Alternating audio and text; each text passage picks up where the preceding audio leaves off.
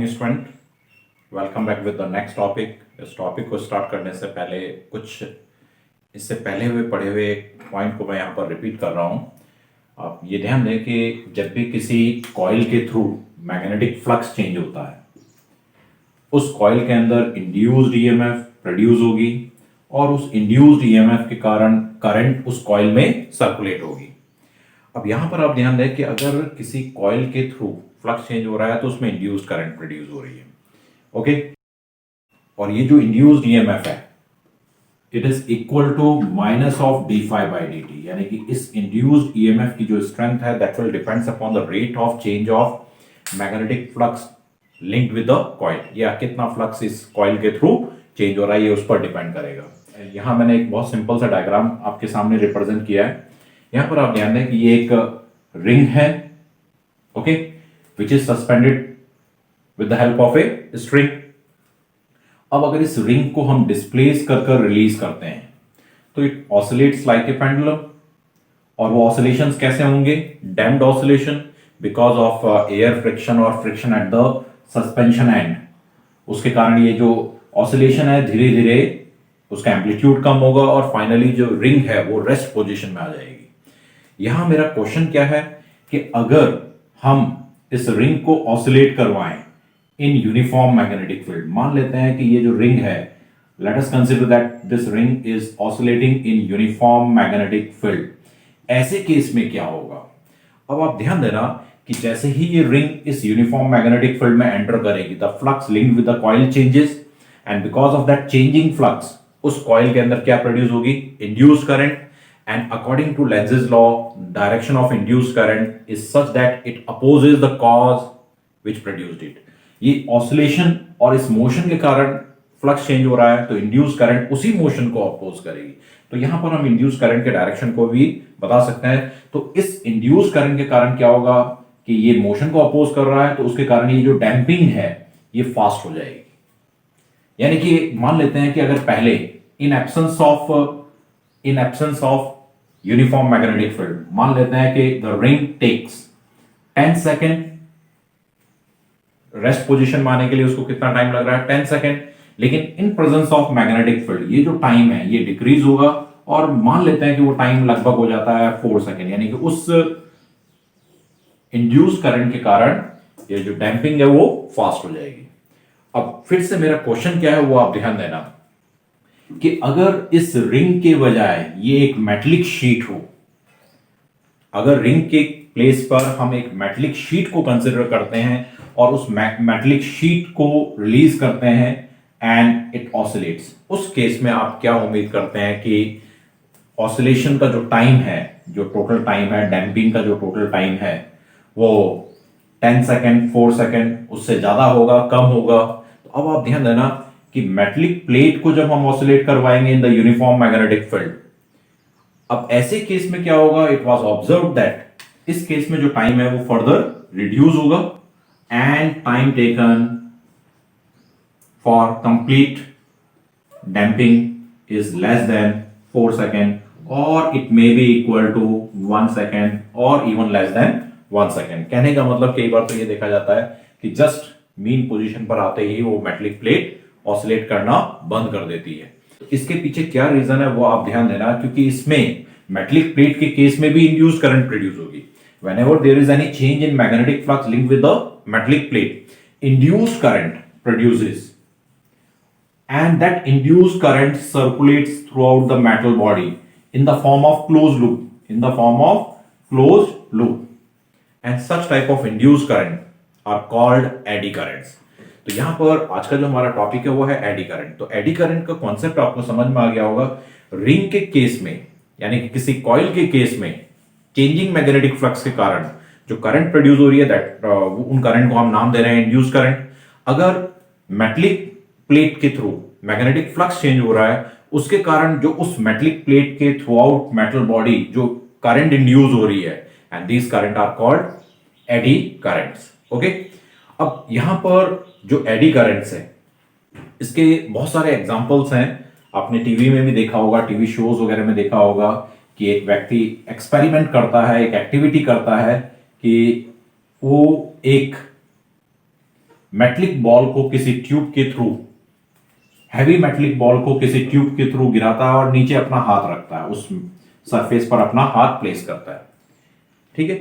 लेकिन ये देखा जाता है कि अगर, अब आप ध्यान देना कि उसमें दो तरह के वो बॉल्स यूज करता है। अगर ये सिंपल मेटल है, एक मेटलिक बॉल है, हैवी मेटलिक बॉल है, उस केस में इस बॉल को इस ट्यूब के थ्रू जब ड्रॉप किया जाता है तो नीचे जो भी आइटम है, सरफेस है, वो उस पर बहुत बुरी तरह से हिट करता है और वो उस सरफेस को डैमेज कर सकता है। अगर हम यहां पर अपना हाथ रख दें तो हमारे हाथ को भी ये डैमेज कर सकता है। व्यक्ति इस एक्सपेरिमेंट को करता है तो वो क्या यूज करता है, एक मैग्नेटिक बॉल यूज करता है, और ये जो ट्यूब है वो एक कॉपर ट्यूब यूज करता है। ओके, ये मेटलिक ट्यूब है और यहां पर ये मैग्नेटिक बॉल है।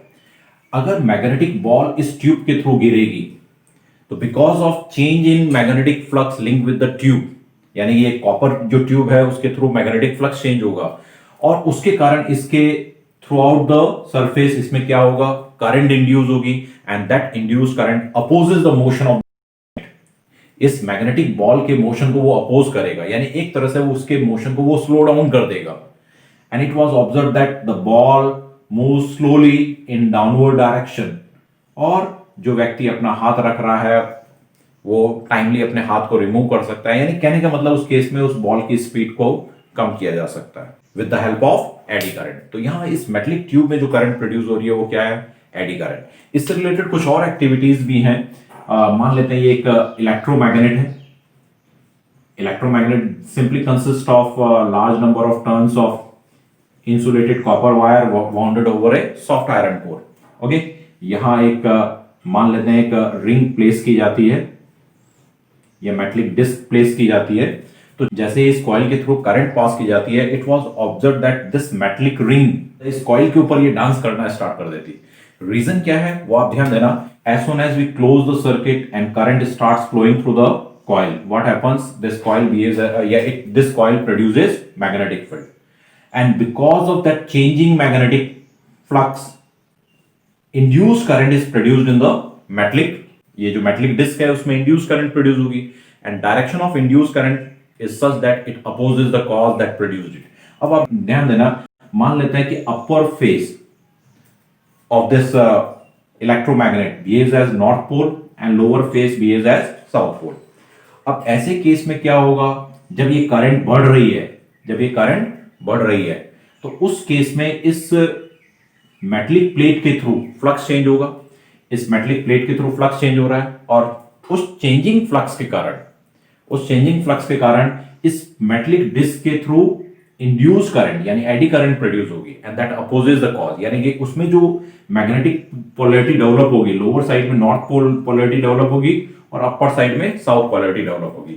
And because of repulsion between lower north polarity and north pole of the electromagnet क्या होगा, this metallic disc it jumps in upward direction, वो ऊपर की तरफ मूव करेगी। ओके, इस तरह की ये जो एक्टिविटीज हैं ये क्लियरली इंडिकेट करती है कि किसी मेटलिक बॉडी के थ्रू जब भी फ्लक्स चेंज होगा उसमें इंड्यूस्ड करंट प्रोड्यूस होगी throughout the metal body in the form of closed loop, and these are called eddy currents. इन एडी करंट्स की कुछ अनडिजायरेबल इफेक्ट्स भी हैं। जैसे अगर हम बात करें एसी जनरेटर हो गया या मोटर हो गया, इन सब में even in case of transformer, because of changing magnetic flux वहां पर लार्ज अमाउंट ऑफ जो एडी करंट है it produces undesirable effect, just like heating effect. उसके कारण हीटिंग इफेक्ट हो सकता है, एनर्जी लॉस होती है कि some part of the energy is wasted in the form of eddy current. तो इन चीजों को मिनिमाइज करने के तरीके क्या हो सकते हैं उसके बारे में भी हम डिस्कस कर लेते हैं। यहां पर आप ध्यान दें कि जब हम किसी मेटलिक प्लेट को ऑसिलेट करवाते हैं in uniform magnetic field because of the eddy current, ये जो डैम्पिंग है वो बहुत फास्ट होगी। लेकिन डैम्पिंग फास्ट क्यों होगी, जैसे ये इस मैग्नेटिक फील्ड में एंटर करेगा इसके throughout the body induced current produce होगी, यानी इंड्यूस्ड ईएमएफ के कारण उस मेटलिक प्लेट के थ्रू इंड्यूस्ड करंट फ्लो करेगी, सर्कुलेट करेगी, and these are called eddy current. अब अगर कंप्लीट मेटल शीट की बजाय अगर हम स्लॉटेड मेटलिक शीट को यूज करें, ऐसे केस में क्या होगा, अब आप ध्यान देना कि आइडेंटिकल साइज की है, जब ये मेटलिक शीट इस यूनिफॉर्म मैग्नेटिक फील्ड में एंटर कर रही है उस केस में फ्लक्स यहां पर भी चेंज होगा, इंड्यूस्ड ईएमएफ उतना ही प्रोड्यूस होगा जितना कि यहां प्रोड्यूस हो रहा है। लेकिन डिफरेंस क्या रहेगा कि इस केस में जो एडी करंट होगी, इसको हम दो तरीके से समझ सकते हैं कि जो एडी करंट होगी वो सर्कुलेटिंग फॉर्म में प्रोड्यूस होती है। तो यहां पर आप ध्यान देना, because of this air gap ये जो एडी करंट है वो फ्लो नहीं कर पाएगी। एक तरीका समझने का ये है, क्योंकि इस स्लॉट्स के कारण, एयर गैप के कारण रेजिस्टेंस बहुत ज्यादा होता है, उसके कारण एडी करंट की जो स्ट्रेंथ है बहुत कम हो जाती है। दूसरा तरीका यह है कि हम बात कर रहे हैं कि मेटलिक प्लेट है तो फ्लक्स चेंज होगा, फ्लक्स चेंज होगा तो इंड्यूस करंट प्रोड्यूस होगी, एडी करंट प्रोड्यूस होगी इन the form of closed loops. अब आप ध्यान देना कि क्लोज लूप बनाने के लिए it has to cover a longer path. इस स्लॉट्स के कारण इसको एक लॉन्गर पाथ फॉलो करना पड़ रहा है, और उस लॉन्गर पाथ के कारण उस पाथ का रेजिस्टेंस बढ़ जाता है और इंड्यूस करंट कम हो जाती है। अगर इंड्यूस करंट कम हो जाती है तो ऐसे केस में क्या होगा, it will take longer time. Rest position में आने से पहले इसको एक काफी ज्यादा टाइम इसको लगेगा। तो यानी कि जस्ट एडी करंट यहां पर भी है, एडी करंट की स्ट्रेंथ दोनों केस में इंड्यूस्ड ईएमएफ सेम है, लेकिन यहां एडी करंट ज्यादा है, इंड्यूस्ड करंट ज्यादा है, यहां इंड्यूस्ड करंट कम है, या एडी करंट का इफेक्ट कम है। यानी कि by making slots in metallic plate हम एडी करंट को मिनिमाइज कर सकते हैं। और ट्रांसफार्मर के केस में क्या होता है वो आप ध्यान दें कि ट्रांसफार्मर में primary coil, secondary coils, primary coil is connected to alternating current source, it is connected AC source जो करंट को वेरी करेगी, and secondary coil is connected to external circuit. वो सेकेंडरी कॉइल एक्सटर्नल सर्किट से connected है और ये soft iron core है, soft iron is a metal. Okay, अब आप ध्यान देना कि जब इस कॉइल के थ्रू अल्टरनेटिंग करंट पास होगी, अल्टरनेटिंग करंट का मतलब करंट की स्ट्रेंथ भी चेंज हो रही है, डायरेक्शन भी चेंज हो रहा है, तो उसके कारण इस कोर के थ्रू जो मैग्नेटिक फ्लक्स है उसकी स्ट्रेंथ चेंज होगी और डायरेक्शन भी चेंज होगा। Okay, because of that changing flux, क्योंकि वो फ्लक्स बहुत तेजी से चेंज हो रहा है करंट के डायरेक्शन के कारण, करंट की स्ट्रेंथ के चेंज होने के साथ मैग्नेटिक फ्लक्स भी चेंज होगा, और उस चेंजिंग फ्लक्स के कारण इस कोर के थ्रू इंड्यूस्ड करंट और एडी करंट प्रोड्यूस होगी। और एडी करंट कोर के केस में मिनिमाइज करने के लिए हम सॉलिड कोर की जगह पर लैमिनेटेड शीट्स ऑफ कोर हम यूज करते हैं। अब आप ध्यान देना, मैं इसका खाली एक पार्ट को शो कर रहा हूं कि यहां पर अगर इसको हम इस तरह से देखें, ओके, एक सॉलिड कोर है। अब इसका क्रॉस सेक्शनल एरिया बहुत ज्यादा है, तो हम बात करें रेजिस्टेंस की, we know that resistance is equal to rho l by A. Cross sectional area ज्यादा होने के कारण, क्योंकि ए लार्ज है तो रेजिस्टेंस स्मॉल होगा। ओके, अगर रेजिस्टेंस कम है तो इंड्यूस्ड करंट की स्ट्रेंथ जो इसमें होगी वो एक्सट्रीमली लार्ज होगी, यानी इसमें इंड्यूस्ड करंट काफी ज्यादा होगा। लेकिन इस सॉलिड कोर की बजाय अगर हम लैमिनेटेड शीट्स यूज करें,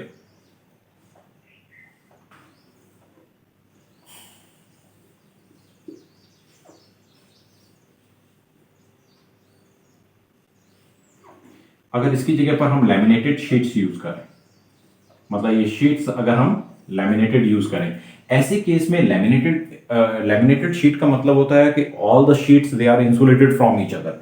अब अगर हम एक पार्ट की बात करें तो ये क्रॉस सेक्शनल एरिया क्या हो गया, कम हो गया। क्रॉस सेक्शनल एरिया अगर कम होगा तो रेजिस्टेंस ज्यादा होगा, इंड्यूस्ड ईएमएफ दोनों केस में सेम होगा, लेकिन यहां इस पार्ट का क्रॉस सेक्शनल एरिया कम होने के कारण रेजिस्टेंस बढ़ गया। रेजिस्टेंस बढ़ने के कारण इंड्यूस करंट जो है वो कम हो जाएगी। यानी कि लैमिनेटेड शीट्स को यूज करते हुए ट्रांसफार्मर के केस में हम एडी करंट के इफेक्ट को मिनिमाइज कर सकते हैं। ऐसा नहीं है कि एडी करंट के सिर्फ अनडिजायरेबल इफेक्ट्स है, इसके कुछ यूजफुल इफेक्ट्स भी है, इंपॉर्टेंस भी है।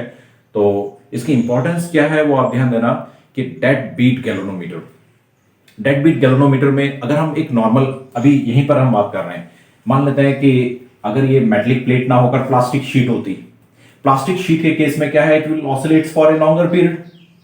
लेकिन अगर मेटलिक शीट यूज कर रहे हैं और इस मेटलिक शीट के थ्रू फ्लक्स अगर चेंज हो रहा है तो एडी करंट के कारण ये डैंपिंग बहुत क्विक हो जाएगी, यानी बहुत जल्दी ये रेस्ट पोजीशन में आ जाएगा। तो डेड बीट गैल्वेनोमीटर के केस में भी क्या है, जो पॉइंटर है उस गैल्वेनोमीटर का वो क्विकली अपनी इक्विलिब्रियम पोजीशन में आ जाता है with the help of eddy current.